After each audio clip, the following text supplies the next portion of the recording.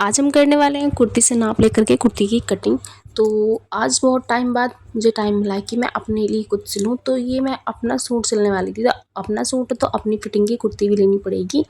तो वैसे तो मुझे अपनी फिटिंग का पता है, लेकिन आप सबको भी दिखाना है नाप लेकर के, तो मैं यहाँ कटिंग करके आपको बताऊँगी। तो ये इसकी फ्रंट साइड थी इधर की साइड से, और दूसरी साइड में इसका बैक साइड थी। प्रिंट काफ़ी अच्छा था इस सूट का।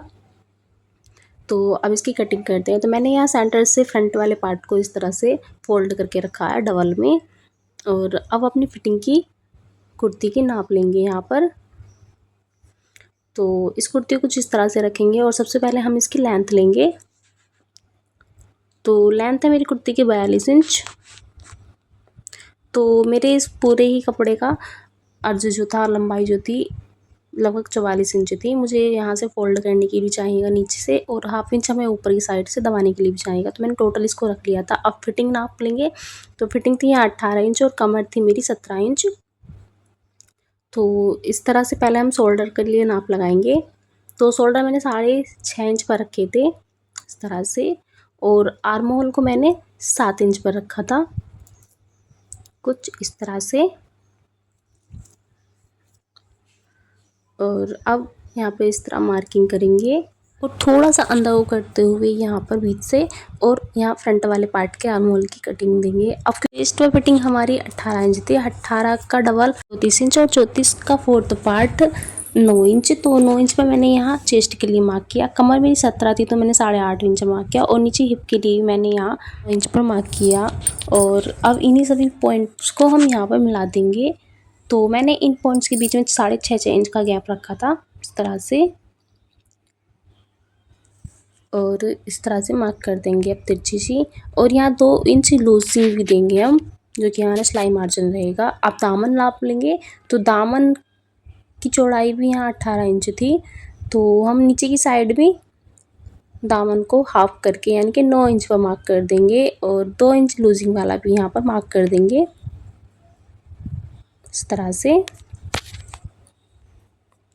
अब यहाँ सीधी सी लाइन लगा देंगे इस तरह से,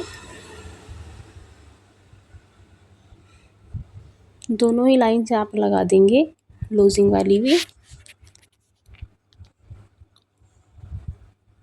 और अब इसकी हम कटिंग कर देंगे।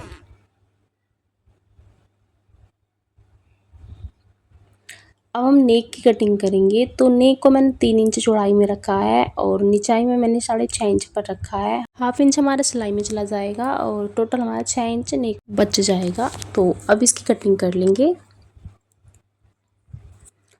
तो फ्रंट वाले पार्ट की हमने कटिंग कर ली। अब हम बैक पार्ट की कटिंग करेंगे। तो बैक वाले पार्ट को मैंने सेंटर से यहाँ से फोल्ड करके रखा है, और अपने फ्रंट वाले पार्ट को इसके ऊपर सेट करके रखा है। और नेक मुझे यहाँ सिर्फ 4 इंच ही नीचाई में चाहिए, बैक वाला नेक जो मैं कम रखूँगी, और इसकी कटिंग कर लेंगे। और अब आर्म होल भी हम एक्स्ट्रा रखेंगे। तो मैंने यहाँ 1 से 1.5 इंच एक्स्ट्रा रखा है, वैसे तो 1 इंच रखा है, और सेम इसकी भी कटिंग कर देंगे इसी तरह से। तो दोनों पार्ट की कटिंग हमारी हो गई है। अब हम स्लिप की कटिंग करेंगे। तो स्लिप के लिए मैंने यहाँ कपड़े को 9.5 इंच पर 4 लेयर में फोल्ड करके रखा है, और अब इसकी लंबाई लेंगे। तो लंबाई के लिए मुझे 18 इंच चाहिए टोटल, और 1 से 1.5 इंच मैंने एक्स्ट्रा रखा है। और जहाँ इधर से हमारी ओपन साइड है ना, उधर से मैंने 3 इंच नीचे को मार्क किया है, और इस तरह से स्लिप की शेप दी है। और मुझे अपने स्लिप जो चाहिए नीचे की साइड 4 इंच चौड़ी चाहिए, और 1 इंच मैंने एक्स्ट्रा रखते हुए सिलाई मार्जिन, और इस तरह से मार्क किया है।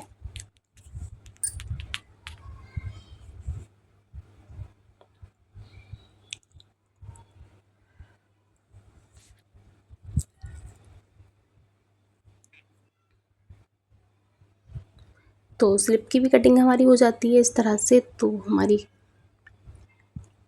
कुर्ती की कटिंग कंप्लीट हो गई है। अब इसकी स्टिचिंग करेंगे। तो ये बैक वाला नेक था मेरा, इसको बनाते हैं। तो मैंने ये ओरे पट्टी कट कर ली थी, यानी कि तिरछी पट्टी कट करके इसमें जॉइंट भी लगा दिया था, जो कि मेरी पैंट ट्राउज़र पैंट का जो कपड़ा था ना, उसमें से काट करके पट्टी निकाली थी। और यहाँ पर इस तरह से डबल फोल्ड करके कपड़े को, पट्टी को इसके ऊपर रखा, और यहाँ पर स्टिच लगा ली। और अब इसको बाहर की साइड को पलटते हुए और यहाँ पर स्टिच लगाएंगे। तो अक्सर मैं जब अपने नेक का गला बनाती हूँ तो मैं अपना इसी तरह से बनाती हूँ और इसी तरह से बनाने में मुझे ज़्यादा अच्छा लगता है। मैं कभी भी अपने नेक को डीप नहीं बनाती हूँ बैक साइड से। मैं हमेशा 4 इंच ही ऊंचाई में रखती हूँ। तो इस तरह से मैंने ये गला बना लिया है। फ्रंट वाला भी इस तरह से बना करके तैयार कर लिया था। इसमें भी मैंने ट्राउज़र पैंट के कपड़े का ही यूज किया है। अब अपनी बैक वाले पार्ट को फ्रंट वाले पार्ट के ऊपर उल्टा करके रखेंगे और यहाँ पर शोल्डर अटैच करेंगे। तो मैंने शोल्डर अटैच कर लिए हैं। अब स्लिप को अटैच करेंगे। तो इस तरह से स्लिप को रखेंगे सीधी साइड से और इस तरह से अटैच कर लेंगे। फिर यहाँ पर मैंने फिटिंग वाली मार्किंग कर ली थी और उसके बाद यहाँ पर फिटिंग वाली सिलाई लगा देंगे। नीचे की साइड से हम डाउन फोल्ड कर देंगे और साइडों से चौक भी इस तरह से फोल्ड कर लेंगे।